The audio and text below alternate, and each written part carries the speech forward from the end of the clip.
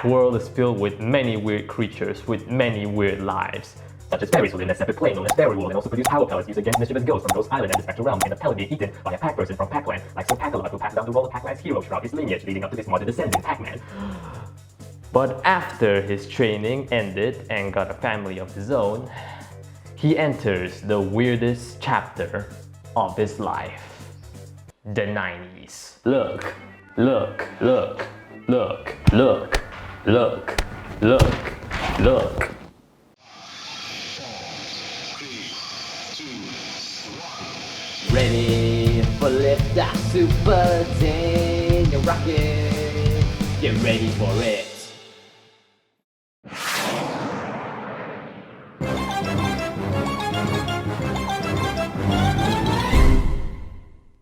Hey guys and gals, it's me, Super Dan Rocket, and welcome back to the lore of Pac-Man. Today we're moving on to the 1990s, and we have some interesting adventures to talk about this time around.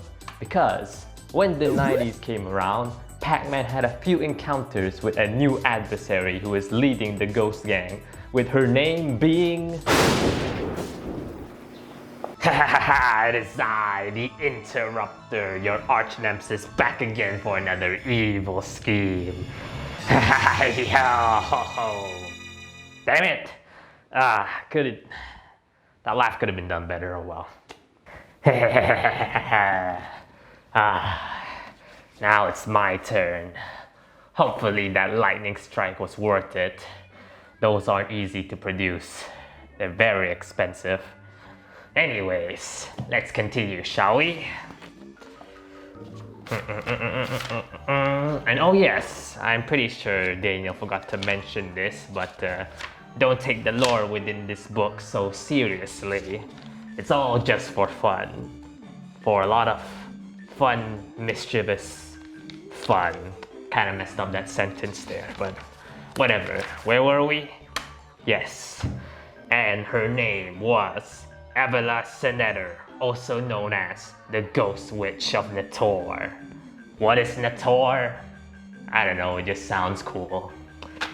She attempted several sinister schemes that Pac-Man had to foil, which included simple yet malicious acts such as ruining Pac-Man's chances of getting milk for his baby or gift for his neighbor's birthday, as well as stealing his son's guitar, but also malevolent crimes such as stealing children's ABC gum to create the hostile beast named the Gum Monster. A ferocious and very disgusting beast, seriously. The ABC gum. Could have just used regular gum, to be honest, if I did that scheme, but hey, what you gonna do? But of course, that wouldn't be the last time the Gum Monster would appear in a Pac-Man adventure, because I'm up.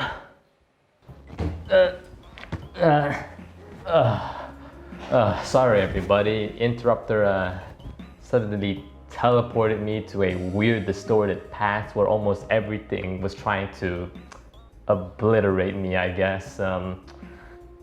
Yeah.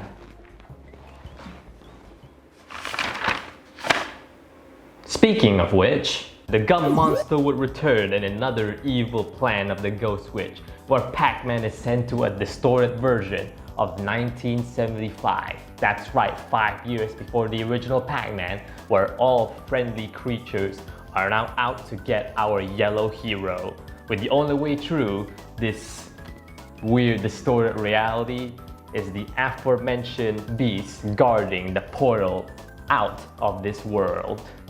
Pac-Man had to travel through different lands as a younger version of himself to reunite with his family, such as Pac-Man's home village that is now being taken over by the ghosts, as the natives are now obeying their commands.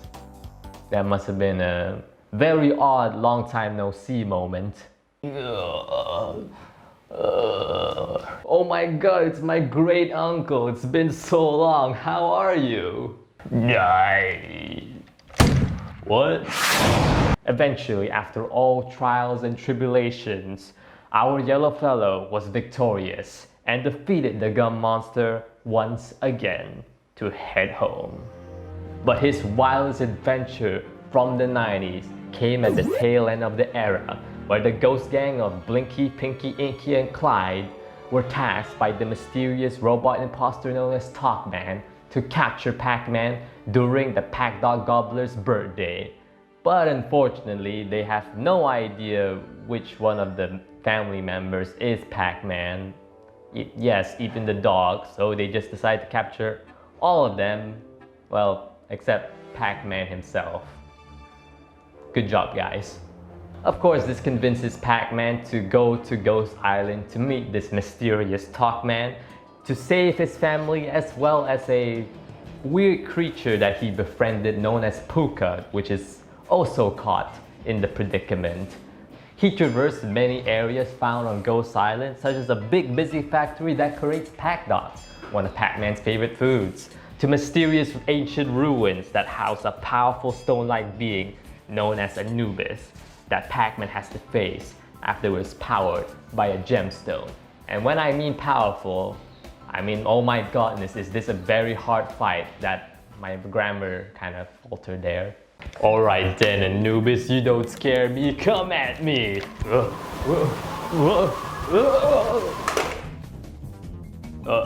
I didn't get a chance to show! Pac-Man also encountered many interesting creatures during his time at Ghost Island, such as many different kinds of skeletons, from pirates to weird top-headed guys with candlesticks, or even remnants of a very prehistoric type of pack person known as the Neanderthals, who are blockheads both figuratively and literally.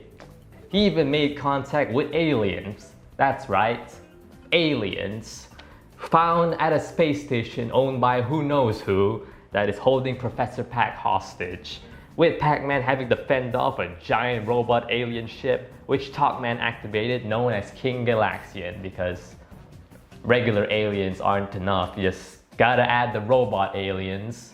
After saving Puka from the pirate-like coast, his pet dog from the ruins, Professor Pac from the aforementioned space station, his son from the factory, his baby daughter from the sinister funhouse of racing clowns, and finally his wife from the haunted graveyard, it was time to face Pac-Man, as his family cheered him on.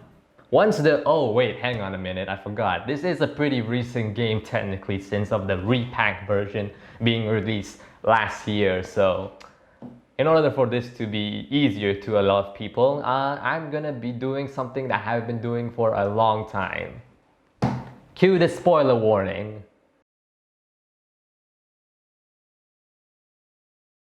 Oh, it's been so long, hang on, let me just, no, that's not it, aha, there it is, there you go. Once the robot was destroyed, the true identity of Pac-Man was revealed to be his old friend Orson, who was jealous of Pac-Man's popularity, believing nobody loves a ghost.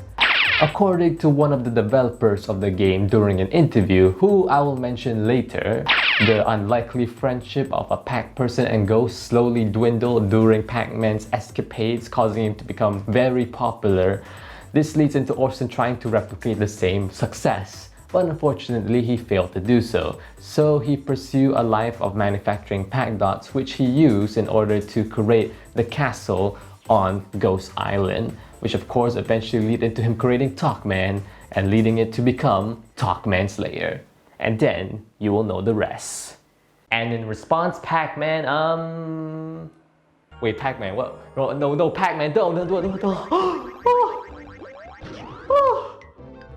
Oh my god, Pac-Man's so freaking evil, dude. I mean, you can tell he learned from his lesson. He was in a bit of an emotional wreck at the end of things. Yeah, you know that already, but yeah, it is pretty shocking how that game ended, but luckily we found the reason as to why this ending is the way this is recently, because a Twitter account known as Daily Pac-Man actually made an interview with one of the developers of the game, Scott Rogers, and of course one of the questions that were asked was of course this infamous ending. And in response, he said, if someone terrorized, kidnap and imprison your friends and family, you probably want to eat them too. Yeah, that's pretty logical. Of course, we've seen scenarios like this in movies and TV shows where the bad guy does a lot of very bad stuff, but at the end the good guy decides not to take him out at the end, you know, because there's that such of a good guy. But it's a bit surprising that Pac-Man World of all things is the one to break the mold on that.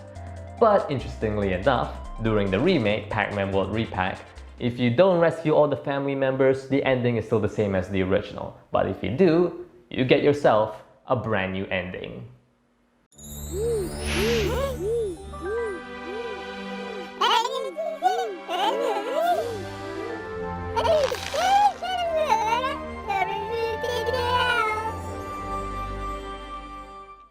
Pac-Man forgives Orson for the trouble he has caused and invites him alongside the other ghosts to his birthday party, believing that they can also be loved. But even though they are good friends during this birthday party, doesn't mean some of the ghosts still want to do some mischievous schemes. Because after Pac-Man finally got the birthday he wanted and then some, he enters, of course, the new millennia. Not only Pac-Man has to travel back in time a second time to, of course, prevent whatever the ghosts are planning, but also while that happens, his wife has to go through adventures of her own. But those are stories for another time. Oh my god. You're finally awake. Yeah, I want to ask you something, Interrupter. Why did you decide to do the scheme today? I thought we talked about this last week about you're going to be doing the evil scheme you have planned tomorrow, not today. Why are you here exactly? Well, yeah, funny story about that. Let's just say I'm bored. Oh, right. Okay, I get how that feels. So, wanna go out and get some coffee? Sure, why not? What about you, Leonat? Yeah, sure.